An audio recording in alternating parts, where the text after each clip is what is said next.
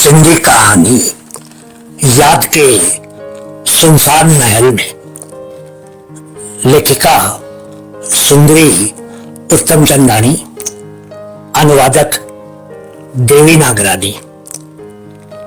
हिंदी में अनुवादित कहानियों की दुनिया में आपका स्वागत है। सुंदरी उत्तम चंदानी जी द्वारा लिखित और देवी नागरानी जी द्वारा हिंदी में अनुवादित ये कहानी लेखक और अनुवादक की अनुमति से यहां प्रकाशित की जा रही है। याद के सुनसान महल में। कैसा था वो संगीत? शब्द भी पूरे याद नहीं, लेकिन आशय था। दिल उन फुर्सत के दिन और रातों को फिर से ढूंढ रहा है, जब सर्दी की नर्म धूप में आंगन में बैठे रहते थे।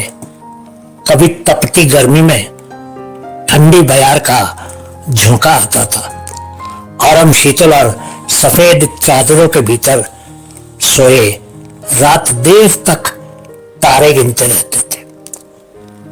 बचपन की ऐसी फुर्सतों वाले समय का विचार आते ही उसकी याद आ गई। मेरे बचपन की सहेली हरी साथ पाठशाला जाती और साथ लौट आती। हरी 1 महीने से बीमार थी, स्कूल भी नहीं जाती थी। एक दिन मैं स्कूल से लौटी तो अम्मी ने कहा, ऊपर जाकर देखो, हरी आज मर गई है, तुम उसके घर के अंदर मत जाना। हरी को खराब बीमारी थी, उनके आगे नहीं जाना चाहिए। ये सब अम्मी एक ही सांस में कह गई, पर जो बात मुझे समझ नहीं आ रही थी वो थी, हरी मर कैसे गई। किताब रखकर ऊपर जाकर बालकनी में खड़ी हुई। हरी खटिया पर सोई हुई थी। यहां पर खड़े होकर हर रोज उसे बुलाया करती थी। वो किताब लेकर दौड़ती आती थी, पर आज वह खटिया से उठी नहीं। ऐसे कैसे वो मुझसे रूठ गई। उसकी मौसी दूरी पर खड़ी थी, पर कोई भी रो नहीं रहा था। चुप्पी का मातम छाया हुआ था। ऐसे क्यों? पर हरी क्यों मर गई? क्यों मर गई मेरी सहेली? मैं रोती, सुस्तियां भरती, अपने फ्रॉक से आंखें पोंछती नीचे उतर आई। बड़ी अम्मा शायद अम्मी को बता रही थी। लीले की अम्मा की भली और 2 बेटियां हैं, पर हरी ने जो मां की मरने तक सेवा की, ऐसी किसी और बेटी ने नहीं की। मैं कोने में खड़ी फ्रॉक से अपनी आंखें पोंछ रही थी। अम्मी तकिए के गिलाफ बदल रही थी। अम्मा से कहा, बच्ची को मां की सेवा नहीं तो ये मार डाला। डॉक्टर फिर से उसे सभी को आगाह करते रहे कि ये बीमारी छुआछूत से फैलती है, कोई भी उसके कपड़े न छुए। अम्मा ने बात को समाप्त करते हुए कहा, हरी तो हर रोज मां के कपड़े ले जाकर नल के नीचे धोती थी। रंगी के रंग भी कैसे अजीब है। इतनी सेवा का फल भी ये दिया कि न जीवन जिया, न ओढ़ा न बिछाया, बस जल्दी उनके चरणों में सुखी हो गई। मैंने सुस्तियों को दबाने की खातिर फ्रॉक का अच्छा भला हिस्सा मुंह में दबा लिया, पर अम्मा की इस बात पर वो टुकड़ा मुंह से निकल आया और उल्टी होने के आसार नजर आए। अम्मी ने आकर मुझे आगोश में लेते हुए कहा, बेटे रोते नहीं, प्रार्थना करो कि ऐसी अच्छी लड़की को स्वर्ग में स्थान मिले।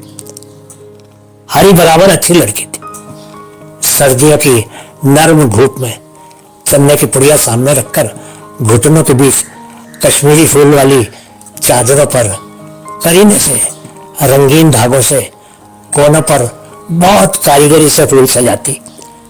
गर्मियों की रातों पे छत पर जाकर सोती थी। बहुत बड़ा टेरेस था, ऊपर से तारों से भरा आसमान।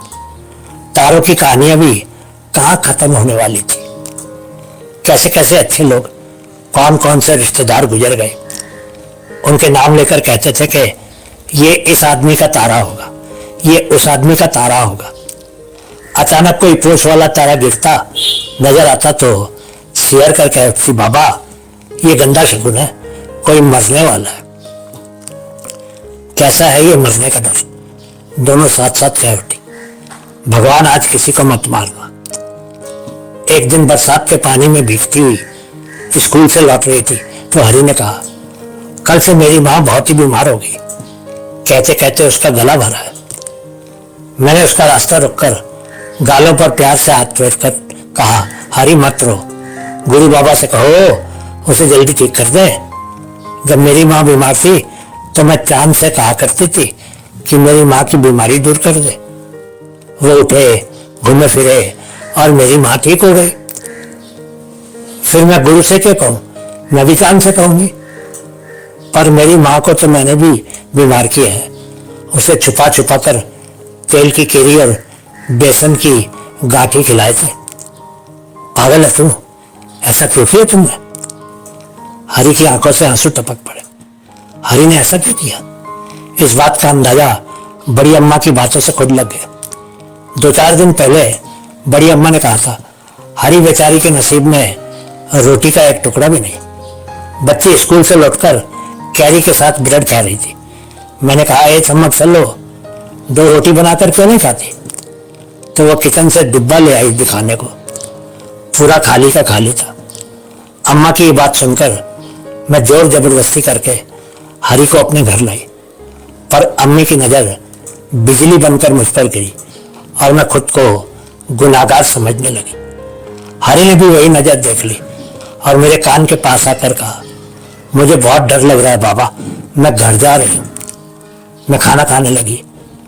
अम्मी अब कुछ नरमी से कहने लगी, हरि को अपने साथ नहीं लाना। पर पूछने की हिम्मत न हुई। निवाला हाथ में और मुंह अम्मी की तरफ। सबकी निगाह मुझ पर टिकी थी। अम्मी ने सर नीचे झुकाकर कहा, गरीबों का पेट भगवान भी नहीं भर सका है तो हम किस बात की मूली है। बाल हृदय की सिसकी दब गई। बड़ी अम्मा कुछ दूरी पर ही खा रही थी। उसने कहा, सीधे क्यों नहीं बताती बेटी को कि हरि की माँ को गंदी बीमारी है? उनके घर का कोई भी आदमी वो बीमारी लेकर आ सकता है घर में। 2 दिन पश्चात, बड़ी अम्मी हमारी माँ मर गई। वो हरि का भाई था। ऐसे लग रहा था जैसे माँ उसकी नहीं किसी और की मरी हो। पत्थर दिल लगता था, जरा भी आंखें नम न थी। बड़ी अम्मी जब शोक सभा से वापस लौटी तो निचली सीढ़ी पर खड़ी होकर माँ से गर्म पानी चढ़ाने के लिए कह रही थी, जिसमें वह कपड़े भिगो सके। स्नान तो वह ठंडे पानी से करने के लिए आतुर थी। रात को चांद निकला, पर बहुत ही सायेदार। बार बार बादल उसके सामने तैरते और चांद भी नटखट बच्चे की तरह उनसे आंख मिचौली खेलकर कभी बाहर आ जाता, कभी छुप जाता। हरि की मां मर गई। ये वाक्य मेरे बाल हृदय में बादलों की गर्जना पर उतार चढ़ाव की अवस्था में आदमी और जानवर की यहाँ वहां की दौड़ धूप की हालात का एहसास कराते रहे। पूरे 1.5 महीने के बाद हरि भी जाकर मां से मिली। फिर एक बार ऊपर टेरेस पर जाकर चांद से पूछा, क्यों नहीं ठीक किया मेरी सहेली को? चंदा मामा, सच में तुम्हें और के दुख की कोई खबर नहीं रहती? मैं अकेली आते कितने डर रही थी। मेरी हरि को ठीक कर देते तो मुझे क्यों किसी की परवाह होती। पास वाली मस्जिद से आखिरी अजानों की आवाज आनी शुरू हो गई। मैं सीढ़ियां लांघते हुए जल्दी से नीचे आ गई। माँ के बाजू में बैठकर उसके मखमल के दुपट्टे का हिस्सा अपने मुंह में ठूस लिया। अरे तुम रो रही हो क्या पगली? बच्ची जाकर सुखी हो गई। बेचारी माँ के बन लावारिस थी, कौन उसकी चिंता करता? शादी ब्याह करवाता। घर में थी भी सबसे कम आकर्षक। बड़ी बहन तो सुंदर थी, अच्छा वर मिला, मजली भी ठीक ही थी और बड़ी के देवर के लिए चुन ले गई। इसका ना जाने क्या हाल होता। आज फिर जमाने के बाद इस गीत ने वे फुर्सत के दिन और रातें ढूंढने शुरू की। उन गीतों ने बिछड़े मित्र को यादों के सुनसान महल में लाकर खड़ा किया।